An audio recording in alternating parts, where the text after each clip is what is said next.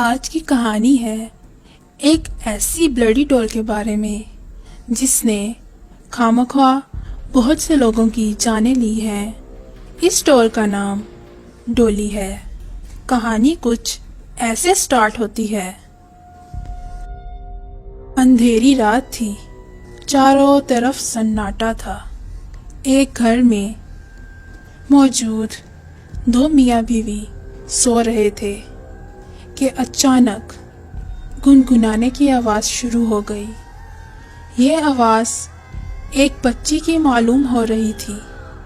दोनों में से उस औरत को जाग आई।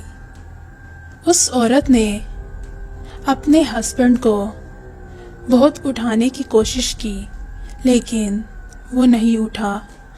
आखिर वो खुद नीचे जाकर देखने लगी। अचानक वो आवाज़ बंद हो गई। उस औरत ने सुकून से सांस लिया और वो जाकर सोफा पर बैठ गई। अब अचानक से फिर से वही गुनगुनाने की आवाज़ शुरू हो गई। उस औरत ने जब सोफा के पीछे देखा तो एक डॉल वही गाना गुनगुना रही थी। वो औरत बहुत सहम गई और उस डॉल ने उसी फ़ोन की तार से उसे मार डाला।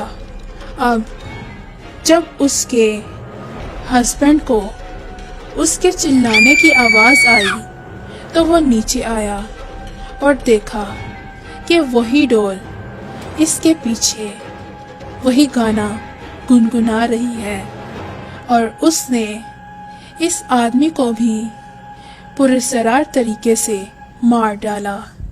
इस डॉल का दरअसल ठिकाना एक शॉप थी जहाँ पर वो अपने कस्टमर्स खुद तलाश करती थी और मारने के बाद वो खुद ब खुद इस शॉप में आ जाती थी।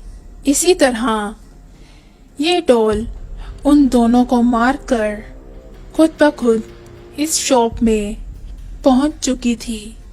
अब इसके अगले रोज़ इस शॉप पर एक फैमिली आती है जिसमें एक बच्ची मौजूद होती है। ये बच्ची अपने लिए टॉयस लेने के लिए आती है। उस डॉल का बॉक्स खुद ब खुद इस बच्ची के पैरों तले आ जाता है। ये बच्ची जब इस बॉक्स को खोलती है तो इसे एक बहुत ही प्यारी सी डॉल मिलती है। ये इस डॉल के मिलते ही इसका नाम डोली रख देती है। अब ये दुकानदार इन्हें बहुत मना करता है कि ये डॉल ब्लडी डॉल है, इसे मत खरीदिए, लेकिन वो बच्ची इस डॉल के बगैर घर नहीं जाना चाहती थी। इस बच्ची के माँ बाप इसे यह डॉल नहीं लेने देते और खाली हाथ घर ले जाते हैं। वो बच्ची बहुत अफसुर्दा हो जाती है। घर पहुँचते ही वो डॉल इस बच्ची के रूम में मौजूद होती है। जैसा कि मैंने आपसे शुरू में कहा था कि ये डॉल अपना कस्टमर खुद चूज़ करती है। अब वो डॉल इस बच्ची के घर में रहकर इन सबको मार देना चाहती थी। कुछ अरसा बाद इस बच्ची के माँ बाप को ये महसूस होता है कि इस बच्ची का बर्ताव काफ़ी बदलता जा रहा है। वो इस बात से बहुत ज़्यादा परेशान हो गए थे। एक बार इसकी माँ इसके कमरे में आई और ये बच्ची किसी से बातें कर रही थी। इसकी माँ के पूछने के बावजूद भी ये बच्ची इन्हें कुछ नहीं बताती और कमरे में बहुत ढूंढने के बाद इसे वही डॉल नज़र आती है। वो इस बच्ची से बोलती है कि तुमने इस डॉल को क्यों चुराया, लेकिन वो बच्ची अपनी माँ से कहती है कि मैंने इस डॉल को नहीं चुराया, बल्कि ये खुद ब खुद हमारे आने से पहले मेरे कमरे में मौजूद थी। वो इस डॉल को बाहर फेंक देती है। डॉल के साथ इस बुरे रवैये की वजह से अब इस डॉल का शिकार इस बच्ची की माँ बन जाती है। वो इसे बहुत परेशान करना शुरू कर देती है और आखिर इसके बाप को भी शक हो जाता है। वो इस बच्ची को हॉस्टल में ले जाने के लिए रवाना हो जाता है। ये बच्ची बहुत ही अफसुर्दा हो जाती है, लेकिन वो डॉल इसे जाने नहीं देती। कार में मौजूद इसका बाप जब पीछे मुड़कर देखता है तो इसकी बच्ची एक गुड़िया जैसी दिख रही होती है, बिल्कुल उस डॉल जैसी। अचानक से वो डॉल कार चलाने लगती है और इसके बाप का एक्सीडेंट हो जाता है। दूसरी तरफ घर में मौजूद इसकी माँ के साथ काफ़ी पुरस्कार तरीके से इसे मारने की कोशिशें की जाती हैं, लेकिन वो खुद को अपने कमरे में बंद कर देती है और काफ़ी देर तक वहीं मौजूद रहती है। जब वो दरवाज़ा खोलती है तो अचानक से वो डॉल सामने आ जाती है और इसके ऊपर हमला कर देती है।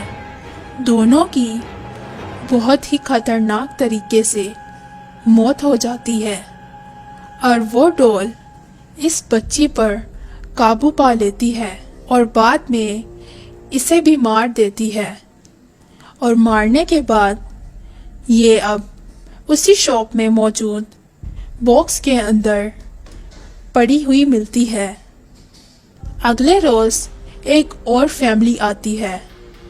इसमें मौजूद एक बच्चे पर इस डॉल की नज़र पड़ती है, मगर इन्हें वो डॉल ले जाने से पहले और इस बच्चे की नज़र पड़ने से पहले वो शॉपकीपर इस डॉल की असलियत पहले ही बता देता है।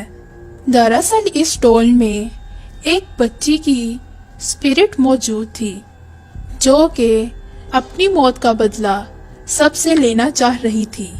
उस बच्ची की मौत एक बंद डिब्बे में सांस रुक जाने की वजह से हो जाती है और उसी वक्त ये डॉल इस बच्ची के पास होती है।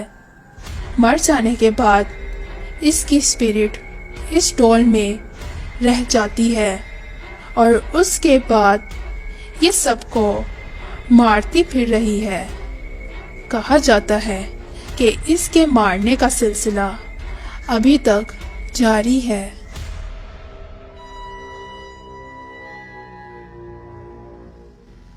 Press the bell icon so you never miss any video from The Dark Nights.